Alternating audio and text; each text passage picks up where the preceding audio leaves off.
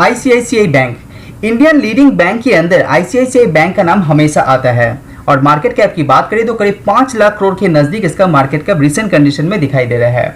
तो आज की इस वीडियो के अंदर हम लोग देखेंगे 5 शॉकिंग टारगेट के बारे में जो ब्रोकरेज फर्म के द्वारा दिया गया है आईसीआईसीआई बैंक के ऊपर। उसी के साथ जानेंगे 7 ऐसा कारण जिसकी वजह से ये टारगेट अचीव हो सकता है। उसी के साथ 7 ऐसा कारण जो बैंक को ग्रो के लिए फ्यूचर ग्रोथ के प्रोस्पेक्टस में ये काम आ सकता है। तो चलिए जान लेते हैं। तो सबसे पहले जान लेते हैं कि आईसीआईसीआई बैंक के ऊपर जो टारगेट दिया गया है उसके बारे में।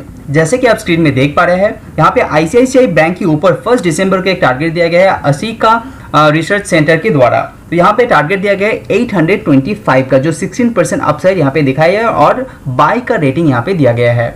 दूसरा टारगेट दिया गया है मोतीलाल ओसवाल के द्वारा और टारगेट दिया गया है 1000 का जो 40% अपसाइड यहाँ पे दिखाई दे रहा है। तो अच्छा खासा एक बाइंग कैटेगरी यहाँ पे दिखाई दे रहा है। 6 दिसंबर को और एक जो यहाँ पे टारगेट दिया गया है एक्सिस डायरेक्ट ब्रोकरेज फर्म के द्वारा। उसका कहना है कि आईसीआईसीआई बैंक करीब 1 साल के अंदर 975 रुपीज को भी टच कर सकते हैं और इसको बाय करके आप चल सकते हैं, ये एक्सिस डायरेक्ट ब्रोकरेज फर्म का कहना है।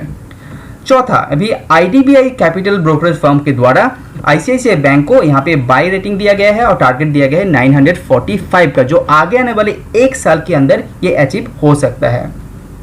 जो लेटेस्ट एक टारगेट दिया गया है वो दिया गया है एचडीएफसी सिक्योरिटीज ब्रोकरेज फर्म के द्वारा।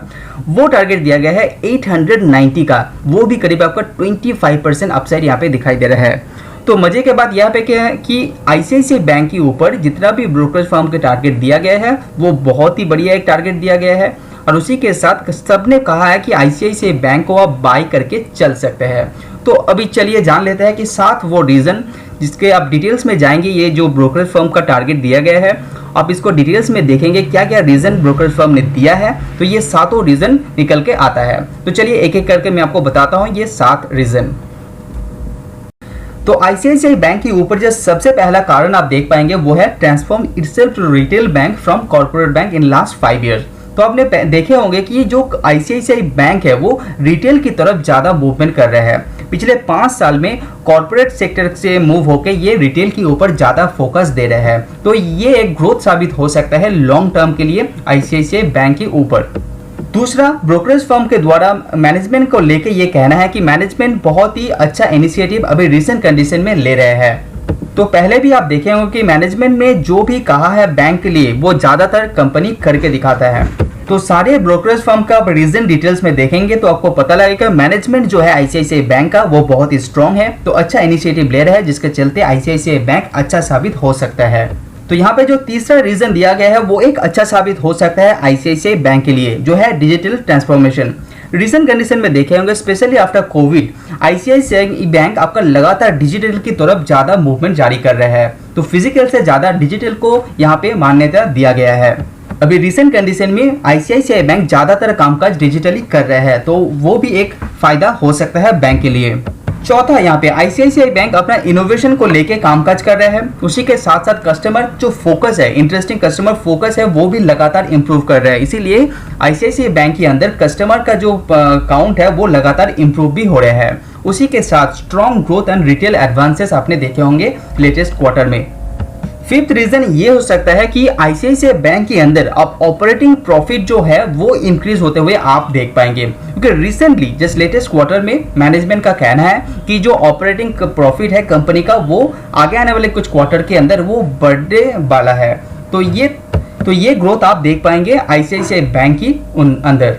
यहाँ पे जो 6th कारण दिया गया है वो एक पॉजिटिव सेंटीमेंट क्रिएट करता है बैंक के लिए, क्योंकि जो न्यू टू बैंक कस्टमर है वो लगातार इंप्रूव हो रहा है। उसी के साथ साथ जो B2B कंपनी का बिजनेस है, आपका जो बिजनेस टू बिजनेस कंपनी का जहाँ पे कामकाज करता है वहां पे भी कंपनी अच्छा खासा ग्रोथ ऑलरेडी दर्ज कर चुका है। तो ये एक पॉजिटिव सेंटीमेंट है आईसीआईसीआई बैंक के लिए।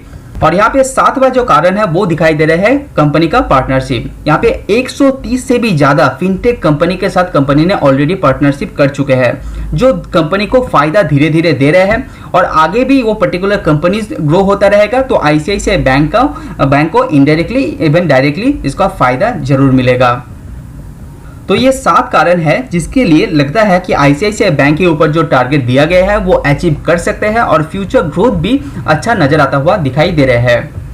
वीडियो पसंद आए तो लाइक जरूर कीजिए।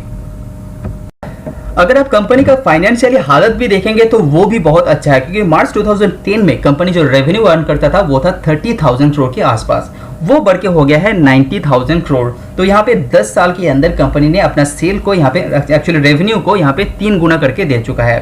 एज वेल एज कंपनी का नेट प्रॉफिट भी देखेंगे तो वो भी 4 गुना हो चुका है, जो 4,600 करोड़ के आसपास होता था वो बढ़ के 18,000 करोड़ तक ये पहुंच गया है। तो अच्छा एक ग्रोथ कंपनी ने ऑलरेडी दिखा चुका है और ऐसा लगता है कि आगे आने वाले फ्यूचर के अंदर भी कंपनी ग्रोथ जारी रहेगा। तो अगर आप इसके अंदर निवेश करेंगे तो रिसर्च करने के बाद ही आपको निवेश करना चाहिए। तो आज वीडियो में इतना ही, सी यू ऑन नेक्स्ट वीडियो। अगर आपको मेरा वीडियो पसंद आ रहा है तो लाइक एंड सब्सक्राइब कीजिए।